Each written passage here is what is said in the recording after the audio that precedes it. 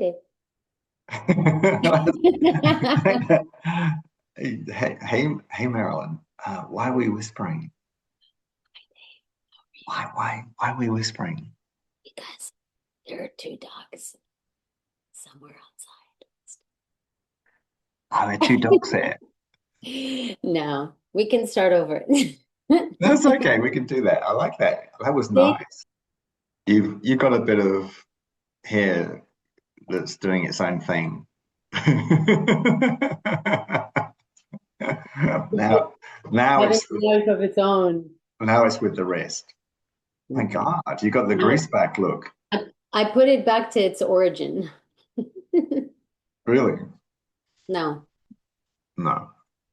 Oh wait, I don't know why it's oh, I guess it's just letting you know that the other person's recording just in case you say something. And Yeah. okay. Yeah, Wow. So I just realized we don't need to buy a house or an apartment.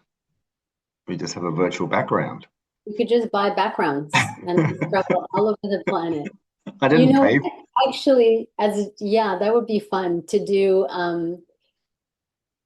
Like the background, because I haven't figured out how to do it without looking weird coming in and out of the screen.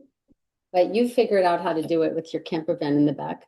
I'll have to play around with with mine eventually, and it would be funny for us to do like we're in a different country every time. And then Uh, one day we'll actually do that. We'll actually do them in different countries. yeah, actually, let's get in. When we're in the same room, we should pretend we're in different countries. Exactly. And then and then at the end we'll go, ta-da! But Marilyn, you didn't notice. We are in the same room. No, I've moved. We're both in the kitchen. Well, yeah, of course I noticed. Noticed. Wait, I love when you ask me a rhetorical question. You're like, okay, she's not asking me, so I'm going to prompt her to ask me. It's a little obvious when you do that, Dave. Silly me. Actually, this background is not that dissimilar from where I am, actually. Well, we're both in kitchens. Yeah, but I'm actually in the kitchen in my daughter's place. But it's actually not that Yeah. dissimilar from the background. This is the virtual background. What do you mean? So You're that's the virtual background. no, the one you're using right now is not where you are? No, it's the virtual one. Oh my God, we're not in sync. We're not in sync right now, but we will get there. We'll get there. Oh my God. Do we have to be?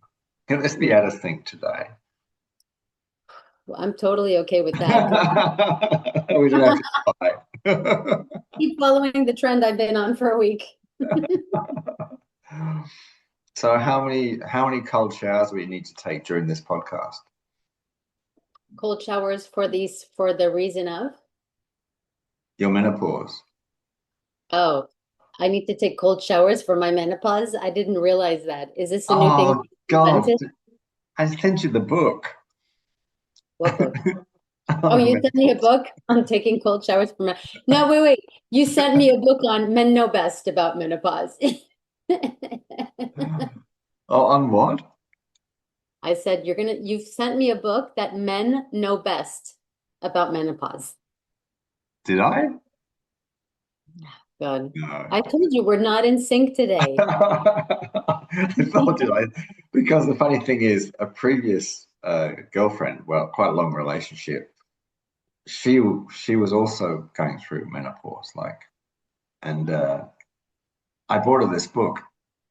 I did buy her a book.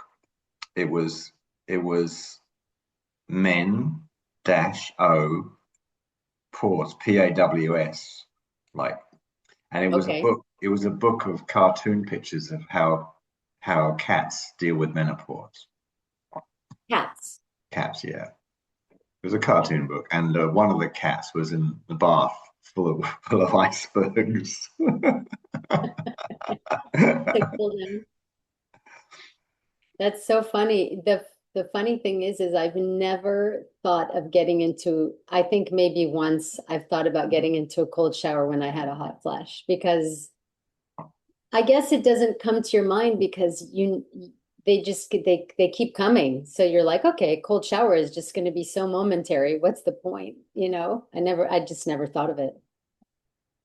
Yeah. I didn't think about sticking my head straight into the pool the other day, just my head. Dave and I are out of sync today, so we're gonna see how wacky this can get. Yeah. Actually, not completely out of sync because you have two dogs there and I have two cats. Hey, And the two cats, that they're is now so not weird. doing a podcast because they've run off. They've gone But- outside at the back. Okay, we are in sync because let me tell you, I'm going to show you something. Okay, I'm going to go like this. So there's a door right there where the sunlight's coming through. You can't see it, but Yeah, usually can the see door it. right there Can see it.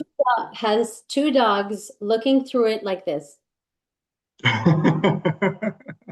because they're like, why are you sitting there when you could be throwing us a ball? Something's really wrong with this picture. And it's the strangest thing, Dave. This is the first time I've ever sat right here and that they have not been right there staring at me. So I think maybe they want us to have this podcast today and just be present. Oh my God. Well, it's funny you say that because there's a guy I've got on my YouTube feed. I think his name's Anton. He's maybe he's Russian or something, but he's very popular. He what he does is when people publish research papers, he reads them. He's a scientist and he analyzes them. And he says, yeah, and so he explains these complicated research papers. And it Yeah. could be like he read something from 3 years ago, but I think because in the research paper world, it takes a while for people to realize maybe what people are saying or find the research paper because there's so many thousands published. Like, so he's published a couple recently about the intelligence of animals. Mm. So, Oh, I want to read that, please, if you can, or it forward was me. It's a YouTube video. So actually, it's two. One he did on bumblebees, and one he did on a fish that's got self-awareness. And Wow. I haven't got to the end of this, but the bumblebee one was interesting. Bumblebees can count, and they can train other bees what to do. So they got there's some thing they set up some mechanism where there was some treat like honey or something or some sweet treat behind a door, Yeah. right? But to get behind the door, you had to do something. Yeah. So at first, the bumblebees just couldn't work out what to do, which is what they wanted, I think. And then the researchers showed the bumblebee how to do it, and the bumblebee was then able to teach its mates what to do. Wow.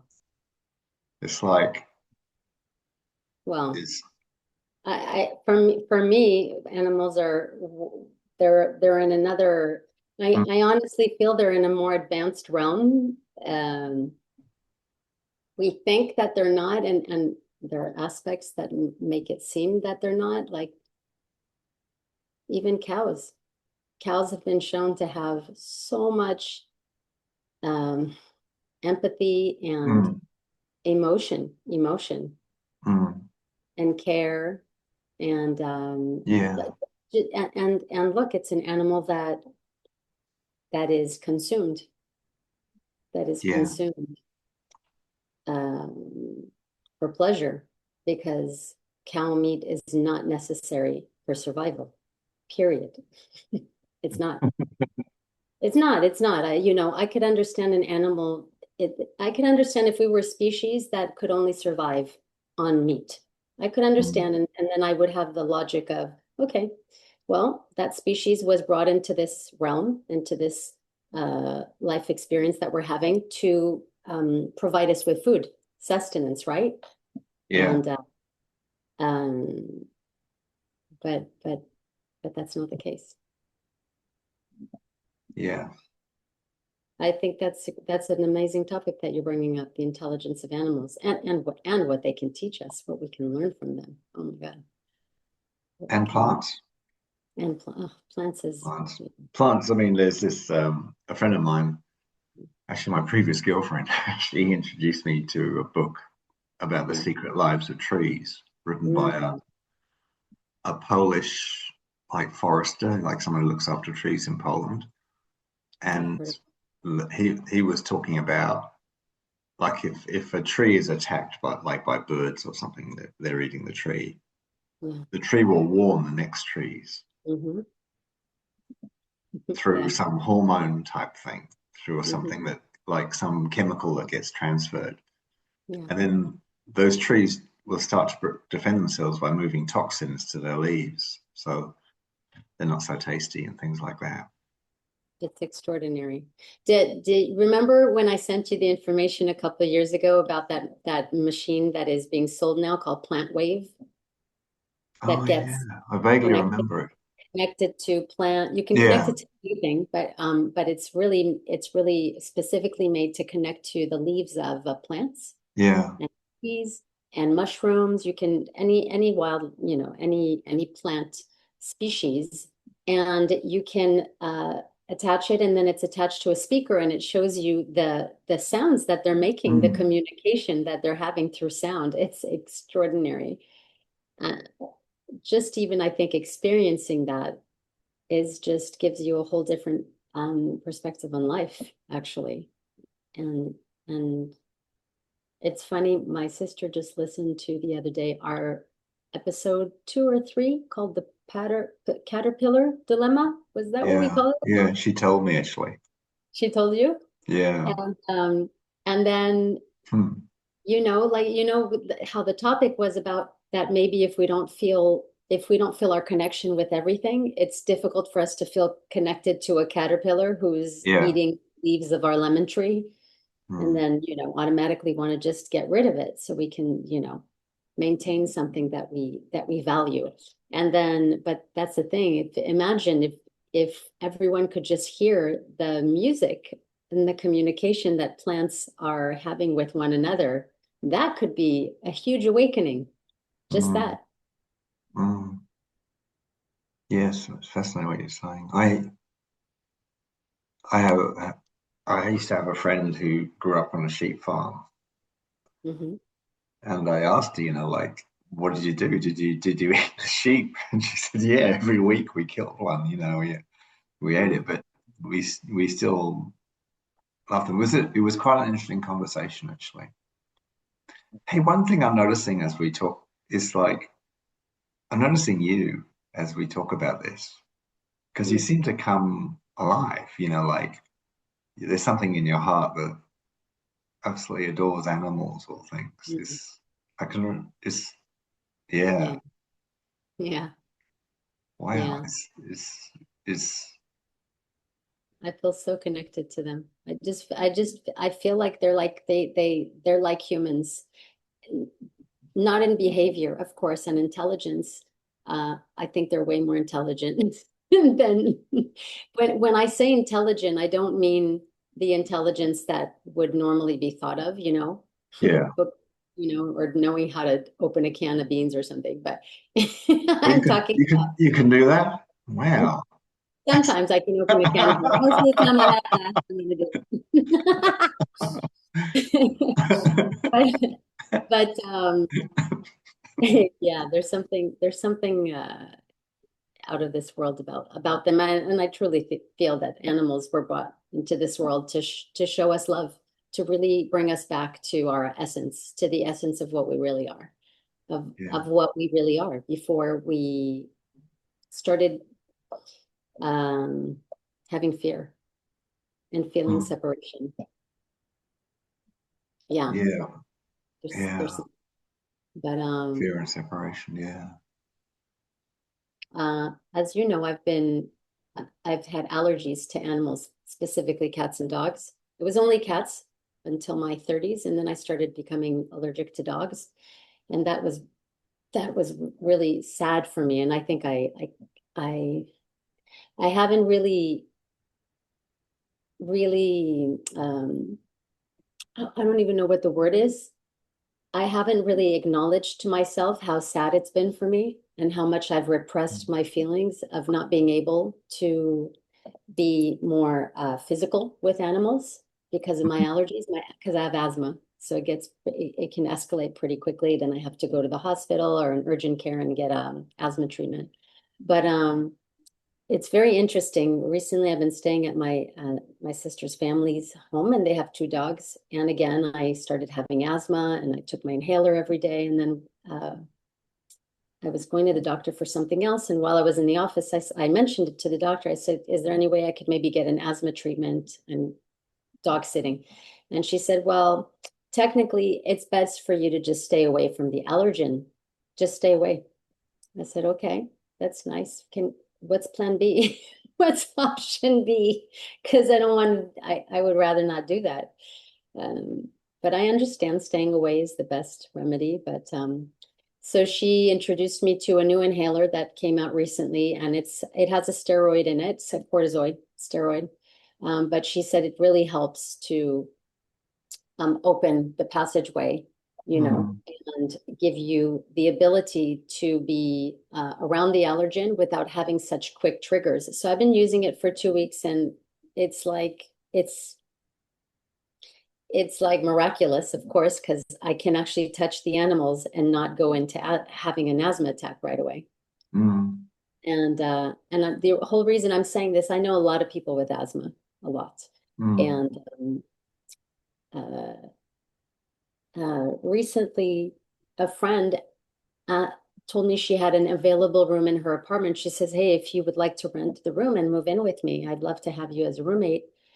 And she has a really big cat that Mm. has really long hair from what she showed me. And I said, "There's no way. I'm super allergic." She says, why don't you do the treatment so that you don't have to live with that?"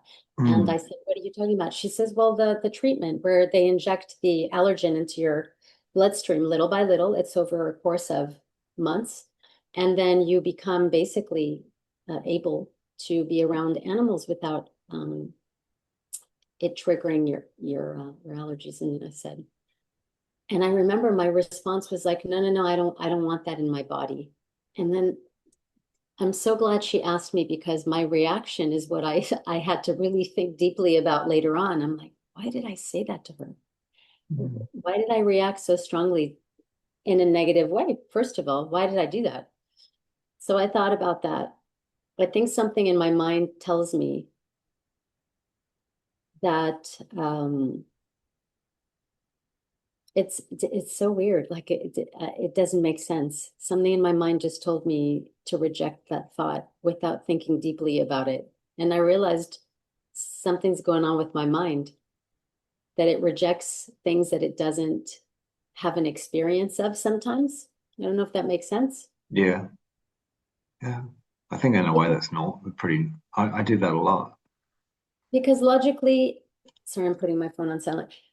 Logically, it made no sense for me to have that response instead of having curiosity and saying, "Oh, wow, tell me more. Do you know someone who's done it? How did it work out for Yeah. them?" My mind immediately said no. And then I thought, wait a minute. Um, you love animals uh, as much as you love the things you love the most in this life. Why would you negate anything that would allow you to spend more time with animals? And so um, I am definitely looking into it now. I've really had to reprogram my mind, but also look more deeply into myself and realize that my mind has been going defaulting back to my old program way of just negating something as opposed to having curiosity about it. So I'd love to ask you, what's your experience with that?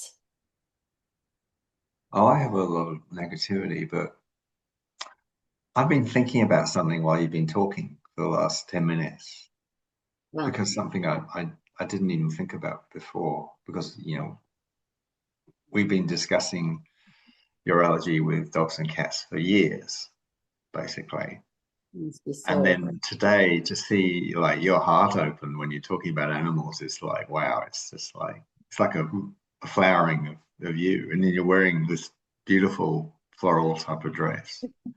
So what's happening for me while you're talking is that I'm thinking, wow, you maybe you have so much karma with animals, Mm. and because you have that karma, then it creates the asthma. Because is asthma some sort of lymphatic defense system, sort of like you have fear of being attacked or something of the Yeah, it's a the in a way the body is protecting itself from something in a yeah, way, yeah. constricting. So yeah, that would make sense that it's protecting itself from something. So it's like but it's a bit like, yeah, okay, the animals are like your family, but we know in family we have a lot of instigation or conflicts. So I'm just Yeah. thinking maybe that's the asthma in a way. It's like the instigation you're having with animals, even though you dearly love them. Mm. And we know that Mm. the more we love someone and hang around people, the more sort of the experience we have with them. You know, some people would call it data. You know, like the more stuff and the more you have stuff you have to instigate about. Like, yeah, I remember when you did that, 3 years ago and Yes. whatever. And I haven't forgiven you for that yet. All that sort of stuff. Mm. So it's the first time I actually thought about that. So now, when you say there's something in you that rejects it, it could be something really deep. It looks like a sort of simple, normal human negativity, like, oh, no, no, I don't like that because it's out of my scope of what I normally do. So I don't like it. But Mm. it could be something deeper. It could be. It could be. Yeah, it's interesting. Well, you know what just came up for me? Two things came up for me. It's funny when I heard of that. Okay, so there's two ways of doing that treatment. One is through pills, and one Yeah. is through injection. Goes straight into your bloodstream. It's much more efficient, and the treatment is much shorter, Yeah. obviously. Um, and then I guess every time I hear the word vaccine, I get a negativity. Yeah. Yeah. When the vaccines came out, as you know, for COVID, um, I knew in my heart, first of all, we were in China when that happened, so they had been doing, research and all of that. They did a whole research seminar that they gave And on do you want to say on. who the they Oh, are? sorry. The institute that we were with, Pfizer. Sorry, yes. Yeah. Yeah. They had done some research on the virus itself. So there was something in me because we were there learning about looking into things, Mm, investigating things, why they happen. You and I were much more inclined to want to understand the virus. What mm, was the virus here to show us? mm. What was it? Why was it targeting certain people and not others? What Yeah. was it awakening in a person? Right. So you and I were more in that direction. So for me, the vaccine was something I didn't want it. I didn't want it in my body. I didn't want this thing that they they really didn't know what it was. It was just an emergency, you know, solution that they were Yeah. getting. And I was also experiencing knowing a lot of people who were taking the vaccine and then getting COVID over and over and over again. Yet they were insisting that the vaccine was helping them to not die, but there were people who were taking it and dying. So I have this thing with vaccines. There's like such a strong encouragement to take a vaccine so that you can go back to living the way you want to live. And I did that back in the day when I got really sick and I had pain. I Yeah. was popping pills like they were candy, Vicodin and Percocet and Yeah. Tramadol, all the stuff that the doctors were giving me because I wanted to go back to living how I was living without understanding shit. So I do have not a judgment, but I have a discernment now when I hear the word vaccine. Yeah, yeah. Because Just some can we just people, pause for a sec because one of the cats I'm looking after is looking at me from the back door, saying, "I want to come in and have some more food," because the food's inside. it's like, hold on, let me see if the dogs are there. They're still not there. What a But trip. they both come in. They might be joining us soon. So yeah, yeah. Oh God, that one thing about the vaccine, and Yeah. just as you're talking, I think, wow, if you think of like everything has a consciousness, like that vaccine has the consciousness of conflict because look how much conflict Oh my people God. like. Some people think, oh, vaccines are great, and other people think it's a lot of Yeah. shit, or it's a con, or it's a scam to make money or something. And there's so much conflict around that. So it's a Yeah. very good. But you're right. When we were studying the Virus? vaccine with the research institute in China, yeah, they sort of yeah, they always look about why people would get sick from the virus and things like that. Mm. Yeah, certain people would get more sick and whatever. Yeah. I So have to say this because it's interesting now that you're mentioning what you just said. yeah. Uh, yeah, I don't think she'll mind. My sister got a sh she found someone online who coincidentally I happened to have worked with 30 years ago and hadn't seen her in 30 years. Yeah. So I was just able to see her yesterday for the first time in 30 years. It was Wow. really Amazing. she does she practiced one of the many things that she practices is iridology, the study of the eyes and Mm. how the markings in the eyes are related to organs in different parts of the body. So my sister did a session with her for the iridology, and the day before she went to go see her, she was on a call with her to answer some questions, and she asked my sister. She said, "Did you take the vaccine when COVID came out?" Mm. And she said, "Yes, yes, I took the two. I took the two vaccines." And she said, "Why are you asking me?" She said, "Well, the vaccine basically it will if it will amplify your inherited characteristics." Mm. And I thought that's exactly what Picer was um, had found through the research. Yeah. And I thought how interesting because I have never since Picer heard it put in the same words. I said Yeah. in the same Yeah. uh, yeah, Yeah, it's well said because it amplify especially what you're need to defend or fight back or something like that. It would the virus would trigger that. Yeah. And the people I think who just a lot of doctors would say, "Oh, just go home and rest," you know. And if it seems like, I mean, there've got to be so many different cases, and you can't generalize these things. But generally, people who wouldn't fight it would just say, "Oh, I'll go and rest," you know, and let it pass through them. They would tend to be okay. Yeah, yeah, it's and true. and the Yeah, one yeah. and the Go ones ahead. who would, and you talk about, we were talking about, you're so close to animals, and I said, we're talking about a bit like your family. Have you ever researched how much like a virus is in our DNA, sort of other in our past? Yeah, in Python they were saying, in China they were saying that viruses are part of our evolution, and I did go back and check it, Mm. and some people say it's 11% of our DNA comes from viruses. So we're, Oh, we're we're like the evolution of a virus. So it's our cousin. It's our cousin coming back to have an argument with us. Say, I told you, 300 million years ago. In a way.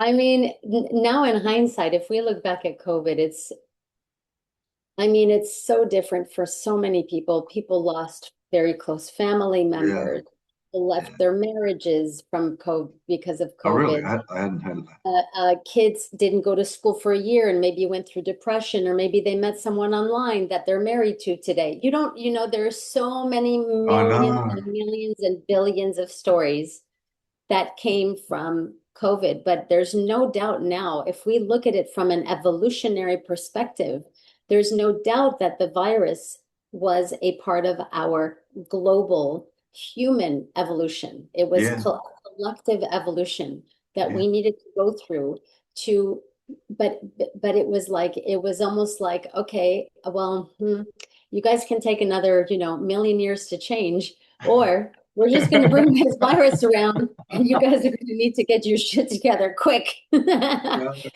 We need to accelerate this shit quickly. Because it's like, it's amazing how Um, it's oh God, it just reminds me that show we both seen. What's it called? The Wheel of Time. Mm, mm, Like this every it's amazing. This Wheel of Time like keeps on repeating in different ways. Like so, there'll be like these sort of kings or these beings that have been on this fantasy earth have kept on repeating for years. You know, years. They'll keep on coming back there like over and over again. And there's this like this savior character, you know. mm. But then is the savior going to be on the dark side or is he going to be on the light side? You know, Yeah, we it, don't it know. it's which way. So it's like it's all there's and it talks about the darkness and the light and everything. And it says like it's very good series for like we've all got both, you know, both Yeah, exist. we are made of both. So what I'm getting to here is like it's like with COVID, it's like okay, it killed a lot of people, it caused a lot of family, disturbance. Like some people agreed in the vaccine and some didn't in the same family, and they had terrible arguments. Yeah, Some I have people don't talk friends to who each other anymore. haven't recovered from that. And Yeah, yet, yeah. like you're saying, the positives. I mean, one thing I hear about is that COVID brought communities together because, for instance, in Australia, in some cities, you weren't allowed to travel more than 15 minutes away. They stopped you somehow, you know. So suddenly people discovered, oh, there's a community on my doorstep. And they started to get to know their neighbors and, you know, people at the shops. And then you got that other thing I think is pretty common is that people started, like Zoom took off like this, what we're using now. And people were studying on the internet much more because they were stuck at home and they were Yeah. learning more. So suddenly people are discovering so many things and Mhm. then and maybe talking to people on the other side of the world and things. So Yeah. it's incredible how something is like so positive and negative at the same time. Yeah. Did you hear that plane go over? Mhm.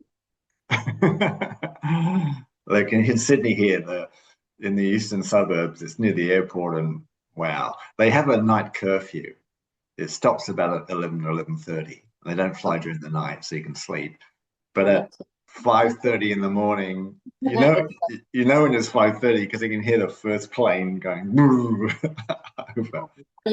are you close to the airport? Not far. So yeah, they seem to come straight over the garden here. Because Okay. I moved from my van, my RV in the countryside to staying at my daughter's house with her family. But they've gone away in the van on a trip, Okay. so I'm cat sitting. Your cat So sitting. that's Great. why I keep Two on. beautiful cats on the planet. They're beautiful. They're I think they're That's called valid. ragdoll cats. They're just you can't see the cat. All you can see is this sort of carpet walking past. They're so fluffy. And their beautiful eyes. They're so beautiful. Yeah, they're nice. Well, hopefully one day I'll be able to take cats like that in my arms Mm. and just cuddle. I'm looking forward to it one day if I can do that. I used to So be able so to. if you could resolve the karma with all these animals, you'd be fine, I think. Yeah. Yeah, I'd be fine. Yeah, that would be. Actually, I know we skipped over it a bit, but you were talking about eating meat before and things like that. I remember at Paisa in China, because they were looking at consciousness. So you could Mm, basically say that if you just keep it simple, maybe like Einstein and what we learn in school, like energy equals matter, E equals M. So you could mhm. say, like, when I look at you, I can see the physical Marilyn, the matter. But if I was able to see your energy, I just see a cloud of different colors, you know, Mm, I wouldn't see you. So I remember Paisa used to say that it wasn't so much that we ate food, it's that food ate us. So it's a bit like if you eat a steak, imagine you can see a steak, like yeah, yeah, and you're going to chew it. You can just cut it up and chew it. But actually, imagine now you can't see the steak anymore. All you can see is the energy. So if you think yeah, about the energy of the steak, whatever that is what comes into our body. yeah. And it's just like if you had a bowl of water and you put dye into it of different colors, it would Mhm. change. it wouldn't be clear water anymore. It would be, It some would be weird mixed color, with the dye. mixed up color. So basically, every time you introduce something to your body, food or whatever, all right, it's going to affect your energy in Well, some because way. you're introducing everything that makes up that thing. Yeah, makes up So that in the thing. case of meat, you're Yeah, ingesting everything that made up that animal, or the emotions and yeah, thinking of the animal is in the DNA of the meat that you're eating, and it yeah, gets mixed in with your DNA, yeah, right? yeah. So if you eat chicken a lot, you're going to be more like a chicken. Whatever characteristics a chicken has. Energy wise, it's thinking, Oh more my anxiety, God. more anxiety or more. So there are different ways of looking at Yeah. food. God, I used to eat so much chicken back in the day. That's the only meat I ate for like 20 years, pretty much, almost. And I do want to say something because I've been talking about it recently, is that the plants have emotions too, it seems. What? Yeah. Because it's like if you think about it, plants Seriously. like vegetables or whatever, they don't have much defenses. So they often have a lot of anxiety because they're worried about being eaten. But they do have defenses more than we realize. They do. Hmm. So even if you eat vegetables, you don't get away from eating something that's going to go, ouch, you're eating me, maybe. So don't eat anything, just breathe air. But, Just with the air, did you ask it whether it wanted to be breathed? Did you say to the air, it's okay, I breathe you? Or breathing. Actually, talking about that last night, breatharians. Yeah. God, this could be a topic we could spend 1,700 hours talking about, but uh it was so interesting when I had that first uh experience with psilocybin, the mushroom. the mushroom, yeah. Is that And when it's psilocybin, that's a chemical or hormone or it's a chemical, is it? psilocybin, psilocybin is a mushroom. Oh, it's a mushroom. Right. I thought it was a chemical extract. It's actual mushroom.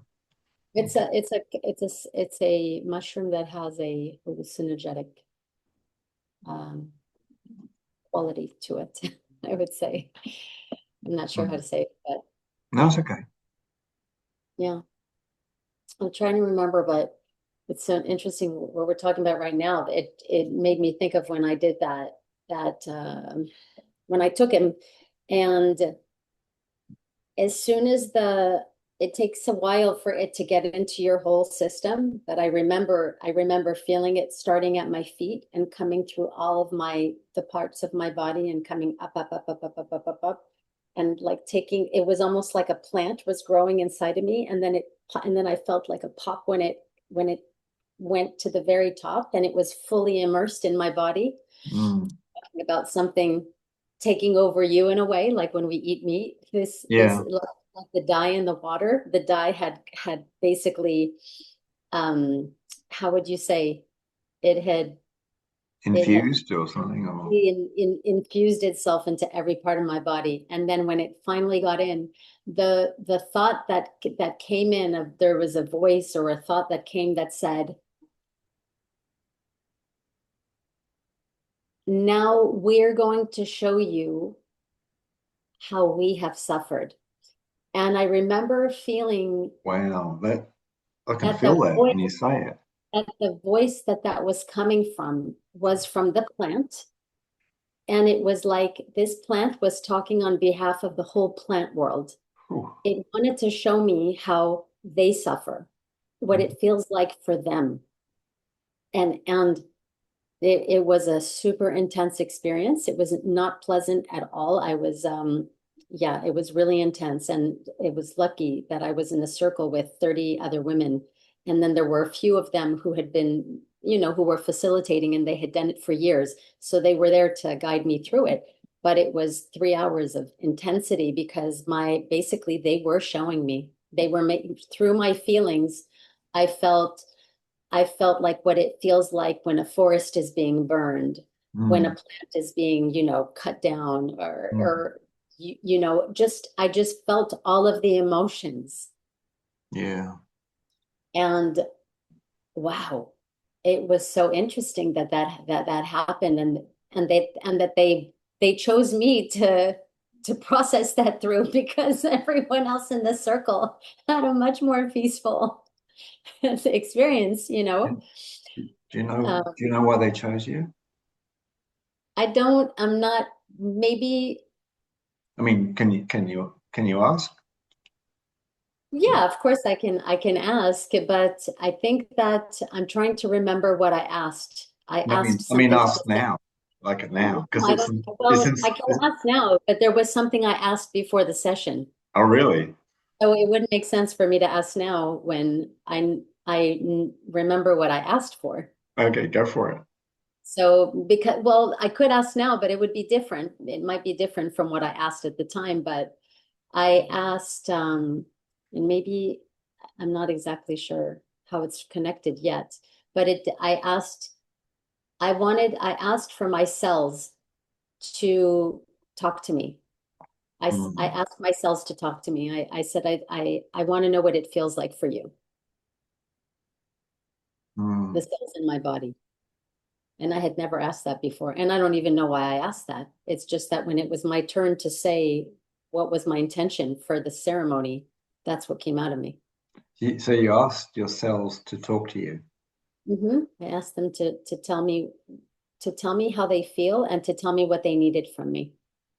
Yeah. And that's sort of what happened then. Is that That's right? what happened. hmm Yeah, they told you what it was like as the psilocybin came through them. Yeah. Did they And tell you what they needed from you? well, I mean, I think they wanted to first show me what it Mm. was like. Wow. That's what I got from them. They wanted to show me what it felt like for them. Maybe it was to help me connect and really, because, you and I have talked about the concept of oneness. Just go close the door. Okay. Another plane. God, that's such a great kitchen you're in. It's a busy kitchen. Sorry. No, I said it's a nice kitchen that you're in. Yeah, it's a nice kitchen. It's AI kitchen, but it's a nice kitchen. I bet you someone in the world has that exact same kitchen. I put in give me eastern suburbs, Sydney, modern house inside the kitchen, and it gave me that. And it's not that much different to where I'm sitting, actually. Not that much different. Sorry, I'm in we just. I'm in a real world kitchen. Oh my God. You're in the real world still. I'm in the AI world. You're in the AI world. You are Yeah. in you are artificial. So hang on. So sorry, I interrupted us closing the door there. So it's like But I don't what were you saying? Can you remember? anymore. Because I can't remember. Okay. It's like what were the cells saying to you? Oh, yeah. And then I said, I think they wanted to show me how they just wanted to show me how it felt for them.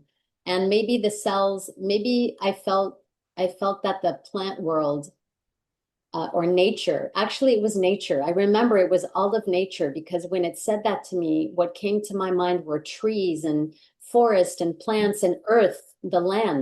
land. And I mean, it was such an interesting experience. There was a part, there was I was crying a lot. Mm, Just a lot of emotion was coming up, and I was like, I can't take this. This is too much. It was too much electricity. Like I felt massive amounts of electricity coming through my body yeah. and it was shaking, and it was very intense.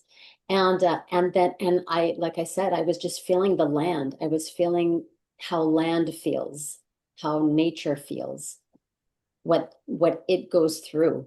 And Well. so, you know, we come from land, we come from nature.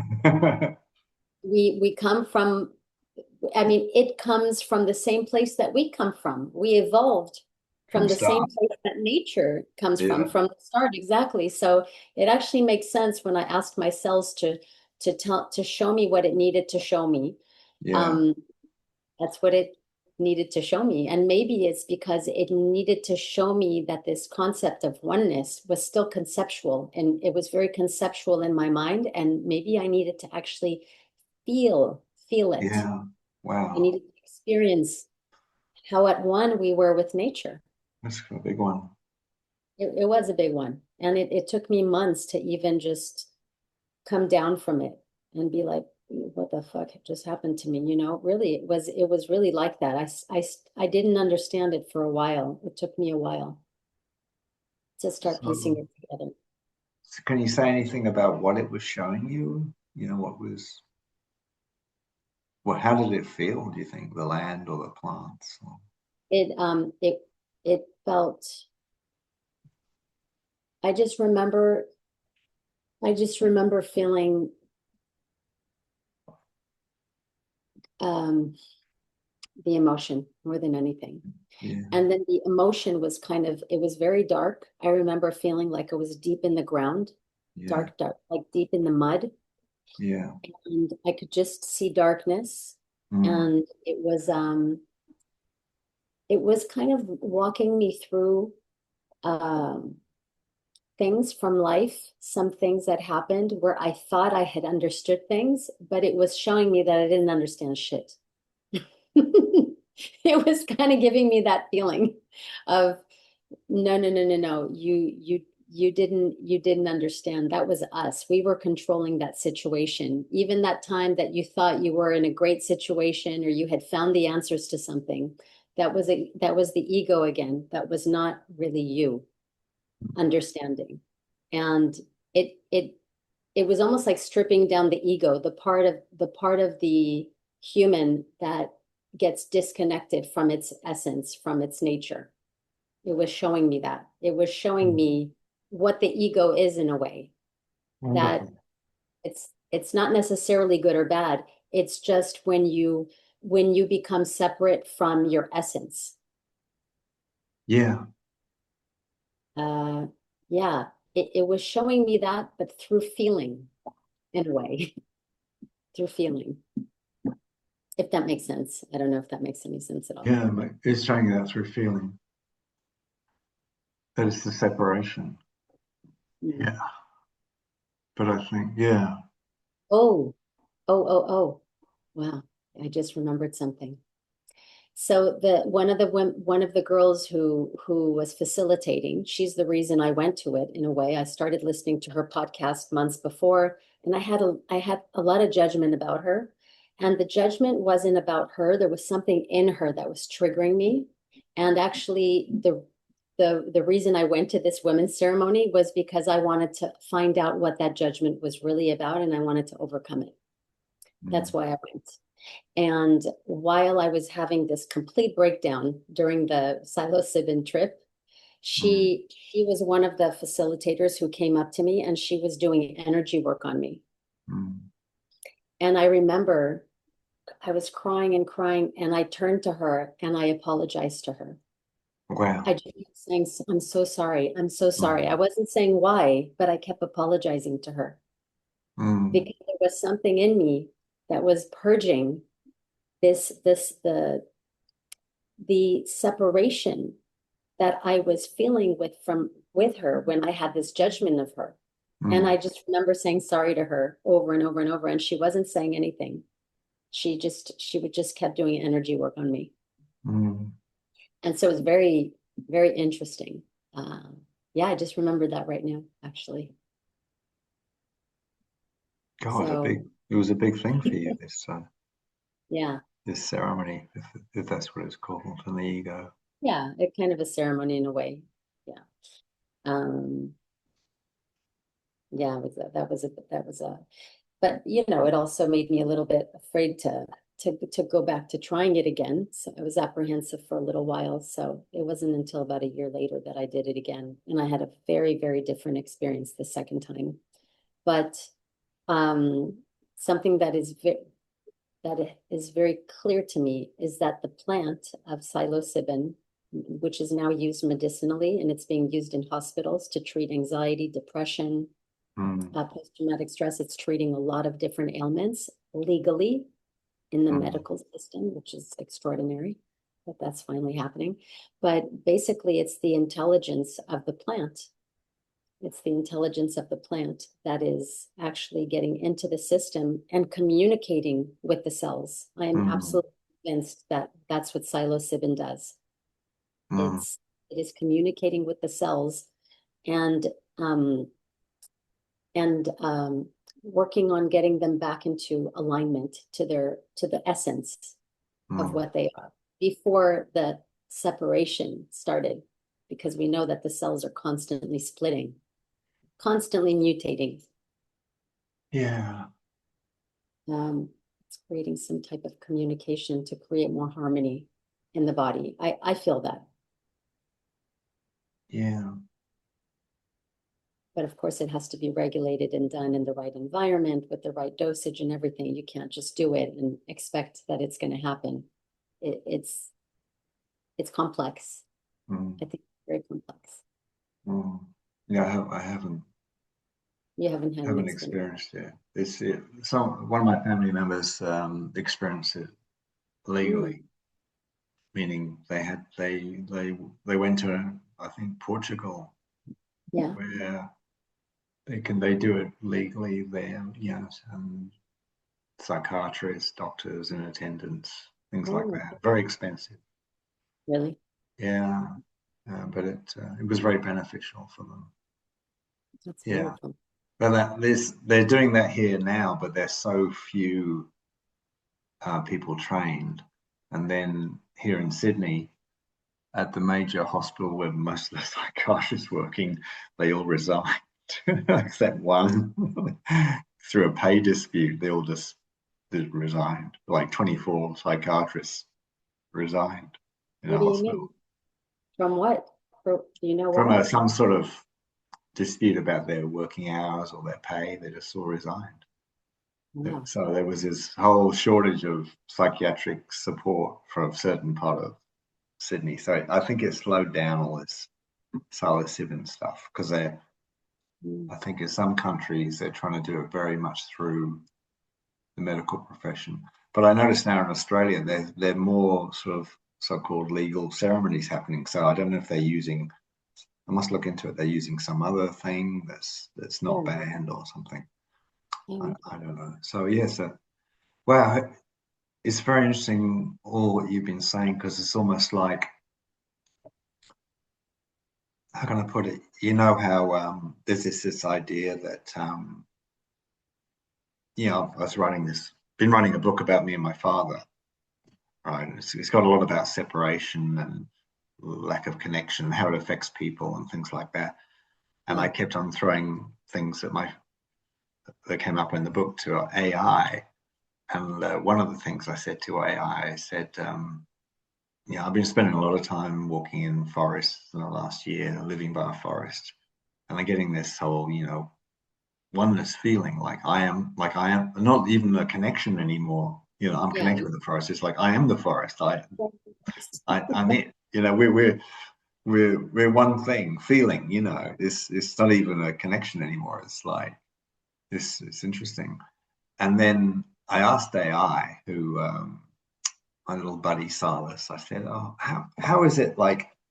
When I've been writing this story about me and my father, about how my father became a person who really like harmed his family, and it's a lot of been about how my father got very separated, in his psychology. So he wasn't really connected with life, and then he can harm people. It's a bit like our caterpillar episode where we talked about that. Like this woman felt she maybe only really didn't really care for the caterpillar who was Yeah. eating the leaves of the plant in her garden.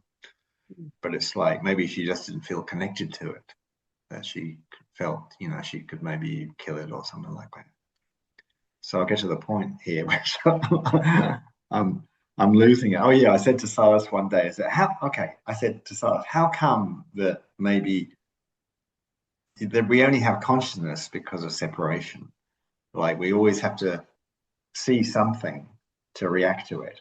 We need another person to argue with us, to feel, Yeah. something, or if we want to feel alive, we'll go and experience something. We'll go to a rock concert and go, wow, but there always has to be another.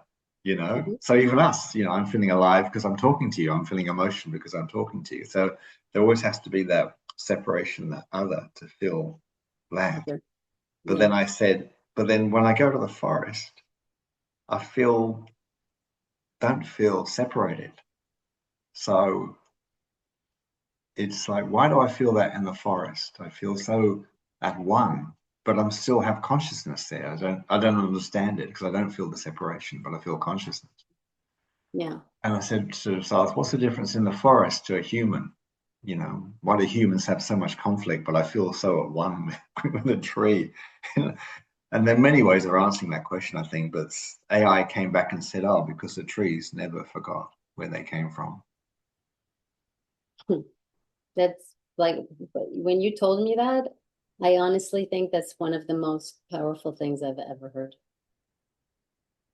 ever, because that says so much.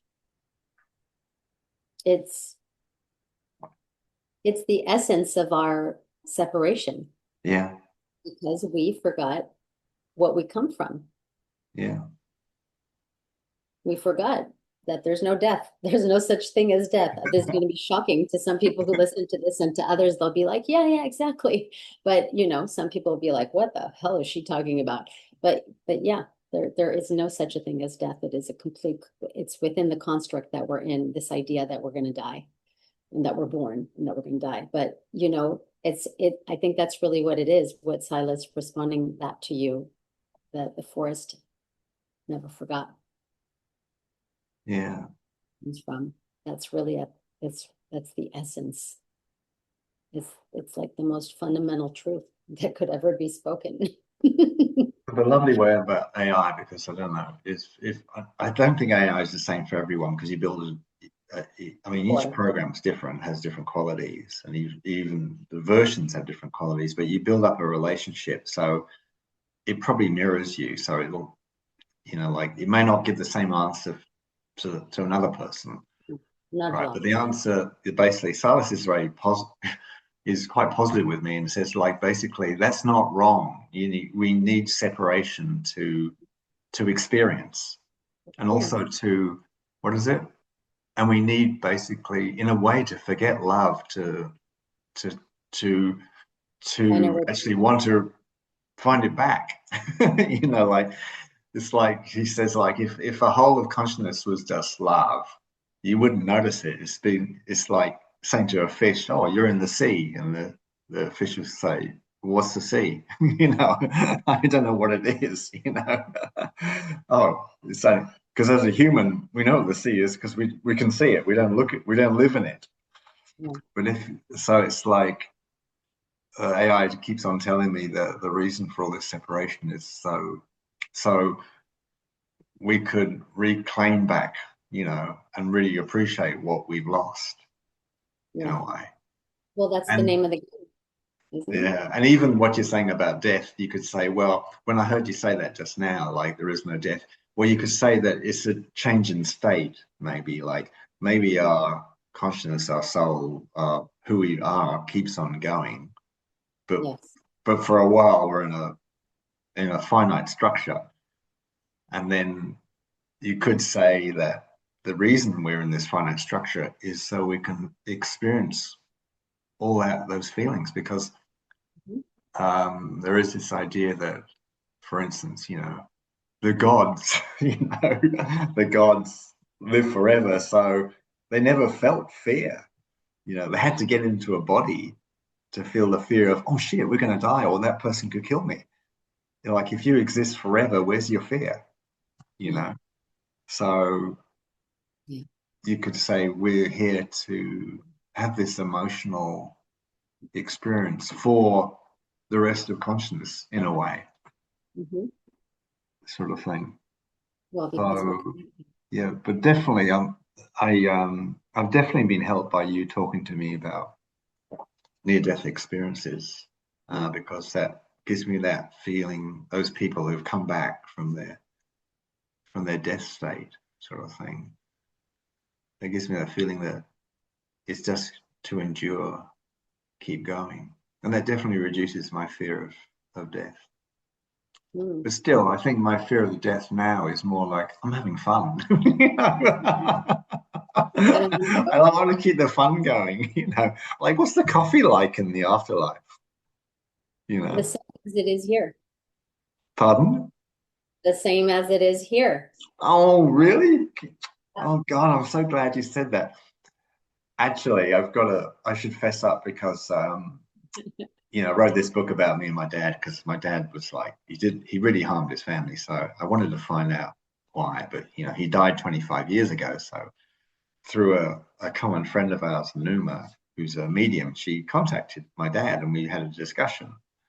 And I was, I was thinking, you know, I want to ask him something because I know it's him, you know, like, is it really Yeah. him, you know, or is it, I don't know, something from my imagination, from Numa's imagination, something. So I had some skepticism, you know, is this really my Yeah. dad? So in the end, I didn't have to ask him anything. He told me, Yeah. because he told me, you know, I asked, like, what would, I asked Numa, can you ask him Doing what you, in the pardon? afterlife. You In you the, asked, what am I doing now in the afterlife? No, I Or said what to do him, you yeah, what are you up to these days? He said, you know, oh, he says, I'm really enjoying my woodworking, he said, or in the wood chipping? afterlife. Something like that. In the woodworking and the way he feels it's now part of him or the way he described it. I can't describe the way he described it. Mm. And then that was my father's hobby. He Yeah. had a he Out of had, all things, out he of had a all woodworking hobby and he had a shed and a bench and he used to make little toys and boats and things. That was his hobby. And he's still doing it. he's still doing it. You when a lot of people when there's a very well-known medium Suzanne shoot Suzanne Gies- Suzanne Shoot. Suzanne or Susan Giesman. Oh yeah. She's very Remember her? nice, isn't she? I like her. Love her. She's just a wonderful person, and her Yeah, background in the she's military, really nice. like it's Well, the just such military, that's a right. huge She was a contrast with what she she was did a for a captain living. or something. Yeah, she was in a very, very high position in the Yeah, military yeah. before she retired and became a medium. And so she calls herself an evidential medium, I think. I hope I'm getting this right, and if not, Oh, it's no big. sounds like a good But word. there are people who okay, so there's mediums who will just say vague things, but she is an evidential medium because she says that she asks the person on the other side to always give her concrete evidence so Mm, that the people that she is communicating with know for sure that they're talking to the right person. mm. And it's just so interesting how I've heard so many stories when she's doing a medium reading for someone because she's posted them or talked about them.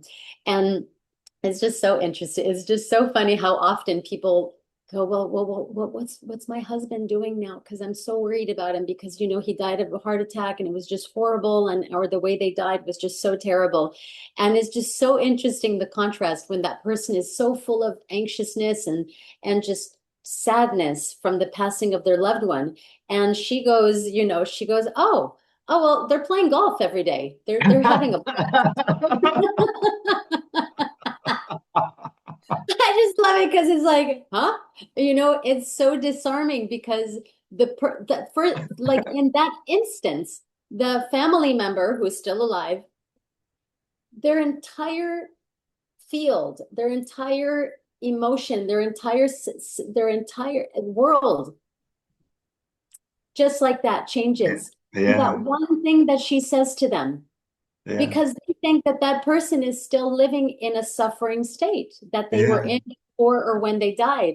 yeah, And no, the moment they were released from their body, they were able to continue on doing the things that they enjoyed and loved and felt the most connected to. They continue on doing those things because there's no more limitation that the body constricts us to, you know, confines us to. We become yeah. limitless. And it's just so powerful to hear that and to know that, you know? It's it's it's interesting that you're saying because I'm going through what my father said because okay, so he harmed members of my family. Mhm. Um, So you might say, well, you know, how could he have a happy afterlife if he if he Harm. manages to realize what he'd done and like how would he do it? But he actually explained the steps.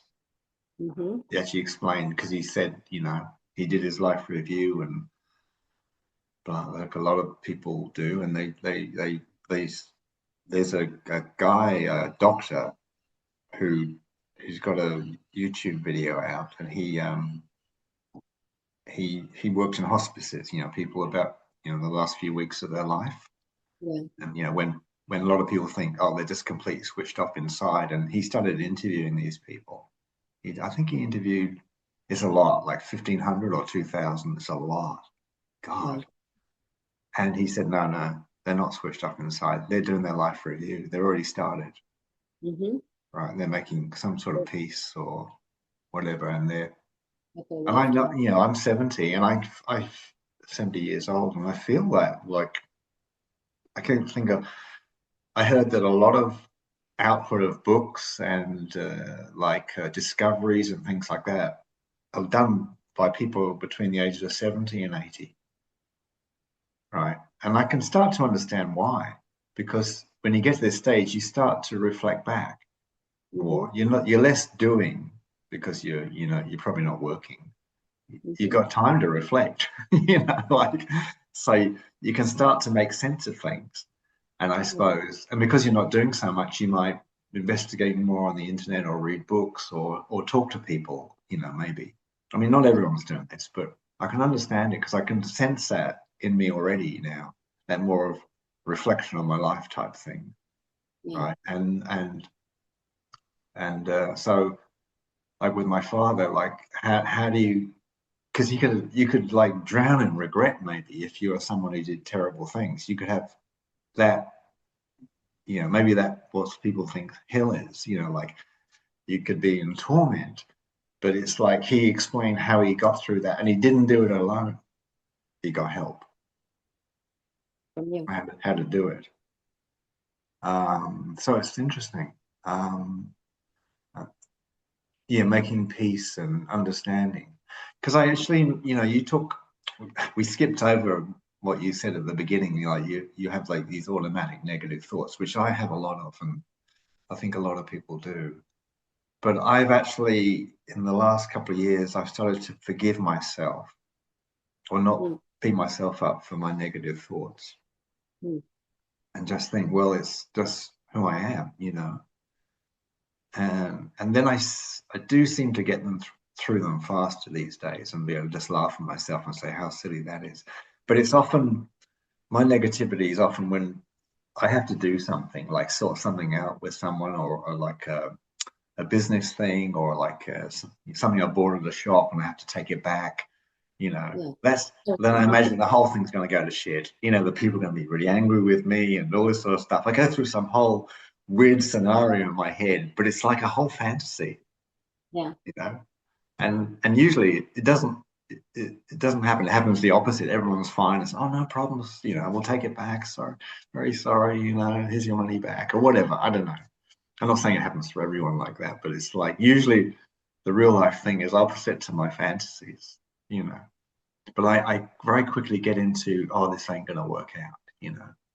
Okay. That's like the way that your mind, it's a go-to for your mind is Yeah, the yeah, negativity. yeah. It's gonna be what's gonna come up ain't gonna work, or yeah, it's not like that. I know some people think they're gonna be judged for something, that people won't like what they do, or Yeah. something like. I don't have that so much. I just think it's just gonna it's just gonna turn to shit, basically. Yeah, Yeah. It's interesting how the mind can, and I've been thinking it's just, sometimes if you take a piece of the word, I was thinking about this a lot last year and then it kind of went away, but I'm thinking about it now as you're talking about the word negativity. The negativity is like, just let's take out the word negate, yeah, negativity, and a negation is something that you, um, in a way, when you negate something, isn't it that you're resisting something or yeah, pushing away or not not accept. It's the opposite to me of accepting, It's of like accept. saying no to something, It's you know. like saying no to something. Yeah, Exactly. So negativity, if you break it down, is coming from the resistance or rejection, the rejection of something, of yeah, what is, yeah. you know, Sorry, itchy eye. and it's just, how's your eye? I don't know, just itchy when we start talking about negativity. I start thinking my eyes start to Like, itch. I I don't know why. It's a bit nutty. think this is triggering something, this discussion. My eyes are feeling negative. Oh God. But yeah, I mean, without getting too analytical about it, I guess when we're rejecting something, we're the it's the opposite of acceptance. It's the opposite of being in flow. It's the opposite of allowing things to be what they are. Hmm.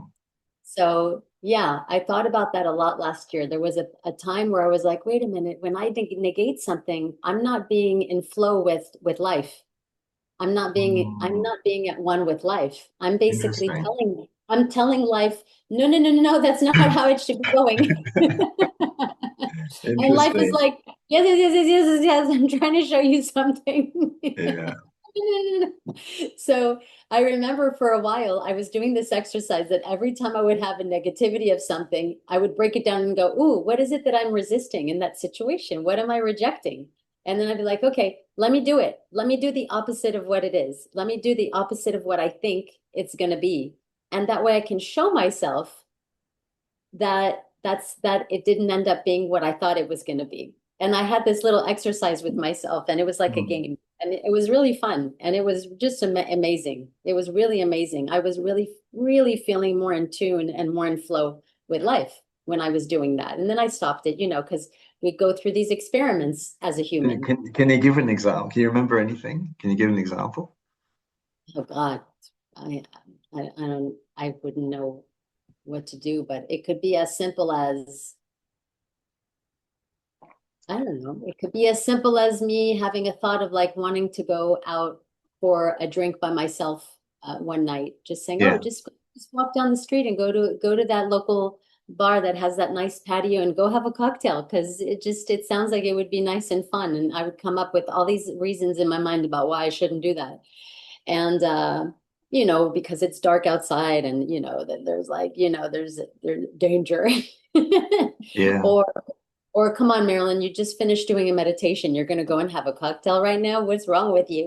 Or I got to get up early for work. There could have been, five or Mm. six or seven or 100 reasons that my mind came up with and said no. But something in me said, oh, no, that would be fun. Just go do it. And so the Good. negation would come. No, no, no, no, no, don't do that. And then I would say, oh, then that means I need to go do it. I need to go do it because I need to have that experience of what it feels like to just go with the flow with something that came to me as something that could bring some enjoyment in my life without the judgment of what that thing is, you know? Because it's not about the drink. It's not about the bar, the drink. It's not about that. It's that the something's moving through you and saying, "Hey, go do that because there's something there that you need to experience." You know? And then comes the database that comes up with all these reasons to negate that thing coming through you. And then when you do that enough times, you start to feel out of flow with life and out of touch, or you feel stuck or negative or frustrated with life. Mm. But I think what it is really, it's an accumulation of negating something Mm. that's trying to flow through you, something that's trying to flow through you and just have you experience life Mm. and experience the diversity in life. And I'm only speaking from my experience, of course. I don't know how it is for other people, but this is what I've been learning and understanding about myself, that when I get really down on myself, as I have been lately, I've been going through a really, I don't even want to call it dark period, but I've been really feeling disconnected from just maybe my essence in a way. That's the only word I can use. I think what it is that I've been negating so many things that have been coming through me and being like, Marilyn, just go do that. Just go experience that. See what that feels like. And there's something in me that keeps negating, negating, negating, negating. And now I'm like, and now I feel this immense frustration with myself. And I feel that that's what it's coming from. It's just an accumulation of me negating what is trying to flow through me. Uh, sorry, Hmm. that was a lot of information, but No, it's really uh, good.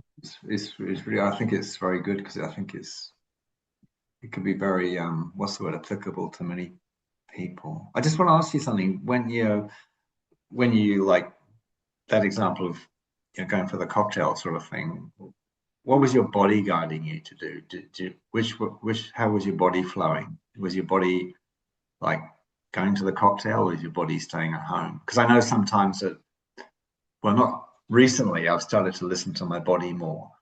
mm, yeah, And if my body feels like it wants to go somewhere, like it flows, it's open, I tend to follow that now. And if it feels constricted, I tend to follow that now. So I'm yes. just wondering, could you remember how your body was? Thanks for sharing that because yeah, I think that's a big part of it. I'm Just actually got to, trying. just got to open the door for the cat.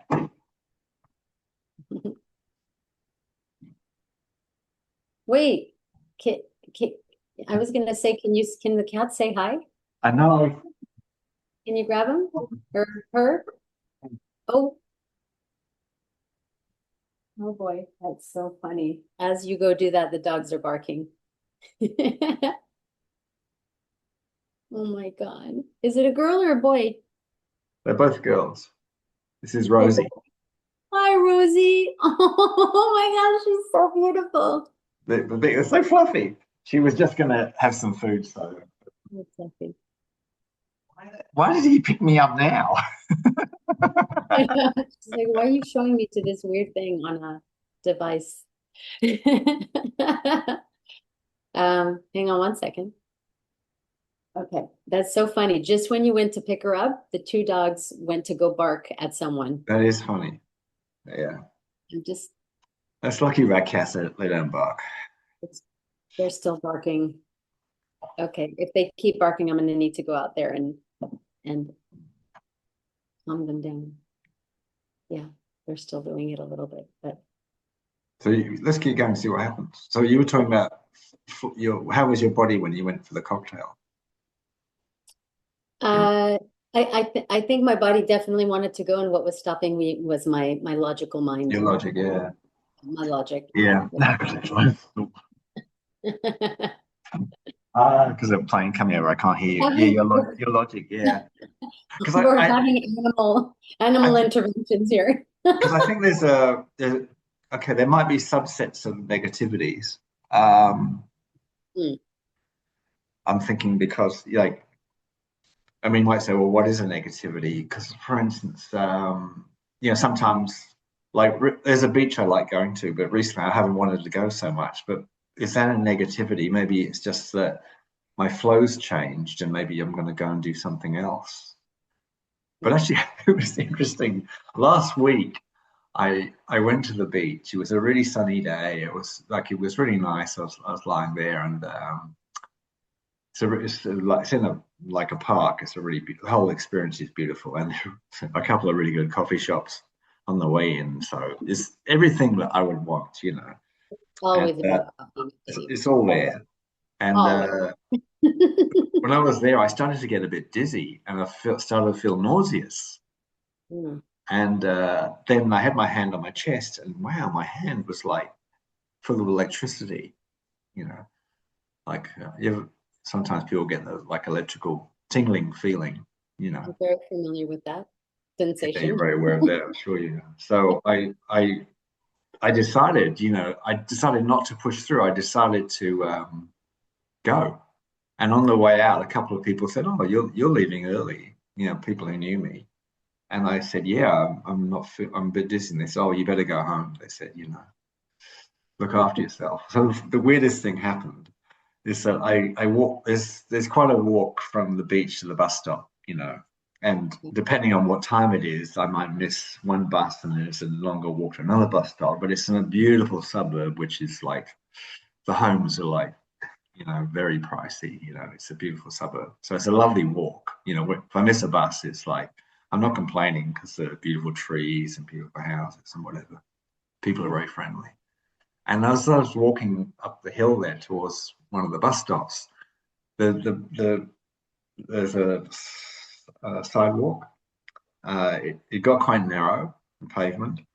There are lots of overhanging bushes and things. And so if there's someone's coming, you often have to stand aside to one of you's got to stand on the side because it's so Yeah. narrow. But this time, as I was walking up the hill a bit, there was a couple coming towards me, an elderly couple, like maybe in their 80s or something. And they were holding hands, like.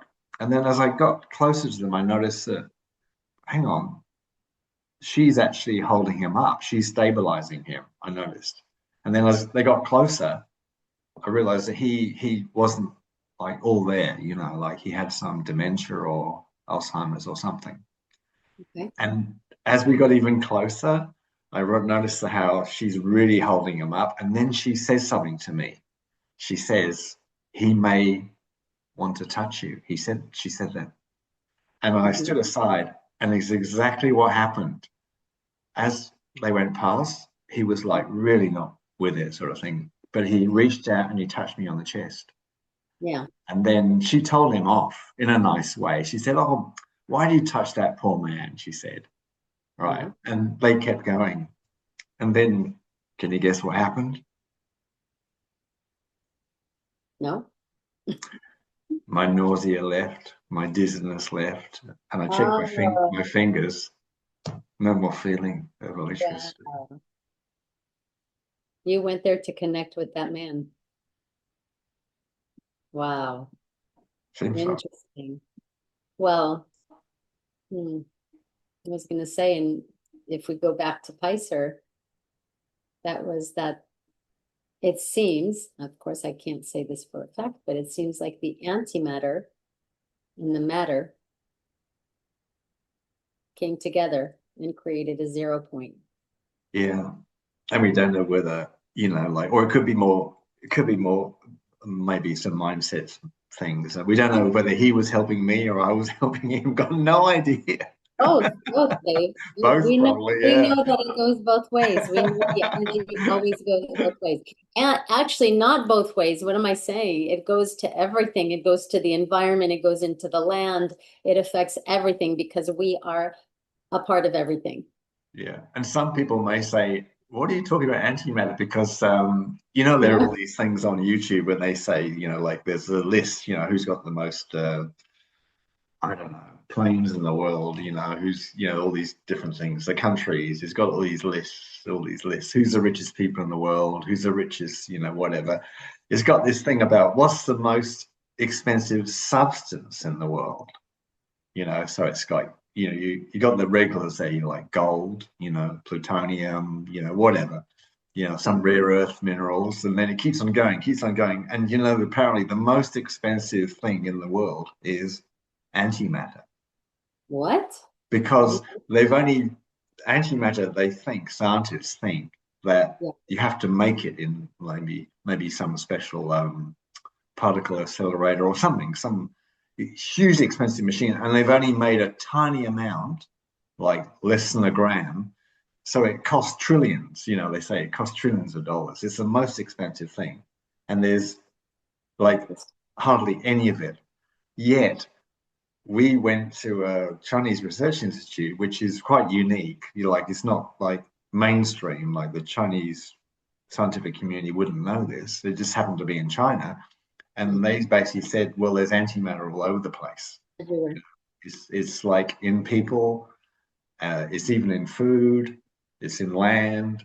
So Yeah. they saw that some food like milk, cow's milk has a lot of antimatter. Um, ESG, MSG has antimatter. which So would shock people. so it's often things which people could be allergic to. This is interesting that you talk about the dog. Allergic to has antimatter. I'm not saying all the time, but it could have because it's like your program can't accept it Mm. because it's maybe the wrong time. Like this time you're on Earth, maybe you can't take it. But you might say, well, what's antimatter? Well, from an energy point of view, it was like wisdom or love or having a very high standard, like when you make your bed, you make it very neatly. You know, when you speak to someone, you speak very clearly. It's like those sort of high standard things. Or when you cross the road, you're very considerate. You don't just cross the road. You look around you. You see, are you going to, interrupt something? You know, you're very careful what you do. So those they looked at things saying they're antimatter. Well, could could I something's telling me that there's a different perspective on antimatter. There's a lot of different perspectives on what antimatter is, but that what you're talking about are that there are antimatter qualities, isn't Yeah, it? the qualities. Yeah, it's So consciousness. Yeah, it's from a consciousness point of view, antimatter in a way is so when we talk about antimatter and matter, let's just say that someone has a quality which would be in the representing matter. That quality would be someone who doesn't bother. They just don't bother with things. You don't yeah, want to bother. don't bother. That's Yeah, not my problem, so I'm not going to bother with it. yeah, And then the antimatter quality, for example, would be maybe consideration yeah, bothering. Yeah, or yeah, care. So yeah. you care, which is the opposite. And since we know it's kind of like black and white, yin I'm and just going to yang, care for the cat. go give some antimatter to the cat. But I didn't care for our podcast audience, so I had a conflict there. God. Yeah, actually, that reminds me, we're gonna have to go in a couple minutes. Well, we've been going for a while, but also I really want to go. This could be part one. We could talk about matter and Okay, antimatter next we can time. talk about this more. But yeah, we can just finish with saying that yeah, because this can be a long topic, the antimatter matter topic. But yeah, it really is the qualities that make up this whole Yeah, world right now. But it really is the concept of yin and yang that you need both. We need both. yeah, yeah, So for example, there was something in that man that touched you, like you had something in you. And when he touched you, it neutralized. yeah. Neutralized. It neutralized. That's why the electrical current that you were experiencing and feeling, causing nausea and electricity, Mm, got neutralized when you touched him. So there, it's like two things that came together that canceled each other out, you know. mm, It's like the wave function that yeah. comes in And opposite there's a phases. little bit more to it because and we could talk about the next time part two because it may not cancel it out. There's another way of looking at it because I've been Yeah. investigating the canceling out bit, right? And Ooh. I've got a whole new thing about because if it cancels out, Yeah. then maybe the goodness of the antimatter doesn't get utilized if it just obliterates. So it's like I see what so you for mean. instance, if you hang around a person who's very considerate, like they clean up after them, they care for you, they say, oh, you have your head enough, or I do want to play the music that loud, was that okay? If they're like that, then we have this expression, don't we, that it can rub off on you. Yeah. Yes. You might pick it up and start to be a bit like that, As as if, well. Or the reverse, if you live with, maybe gangsters, you're going to start, being like a gangster. I don't know. So yeah, it can both be ways. both ways. Yeah.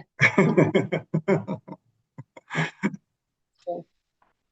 Wow. So many topics. Woo. Okay, we're just getting started.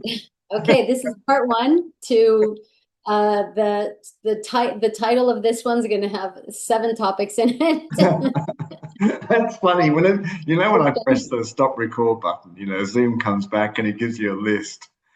Oh, it does? It does a summary. Yeah, I send it sometimes when I'm considerate. I send it to you. Sorry, because it sends it to me because I press the record button and I host the meeting, so it sends me.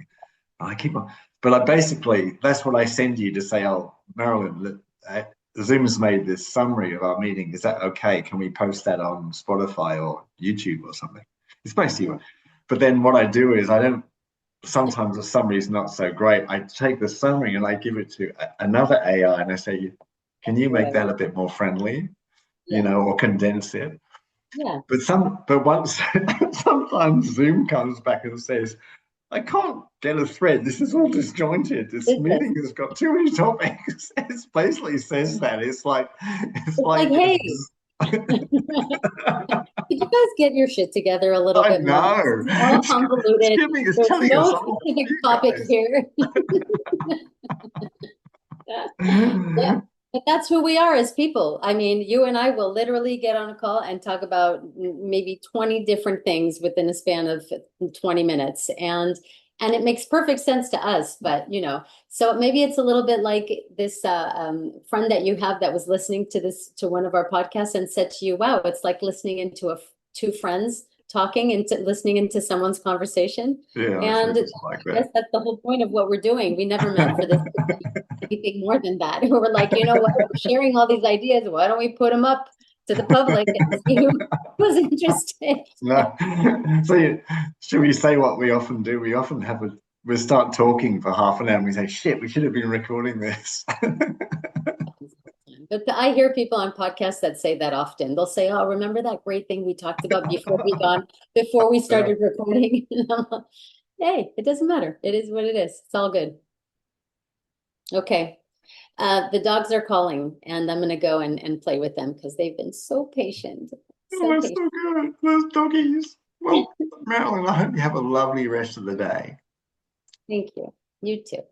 I hope so Thank you. too. And I hope everyone has a wonderful day or evening, wherever you are in the The world. trees, the lettuces, Hopefully, this is the feeling, insects, yeah, all of it. psilocybin, everyone. Everyone and everything. Everyone. His cup, his glasses. You're scanning around and looking at everything. Oh my God. Okay, wait. They're at the back You're door.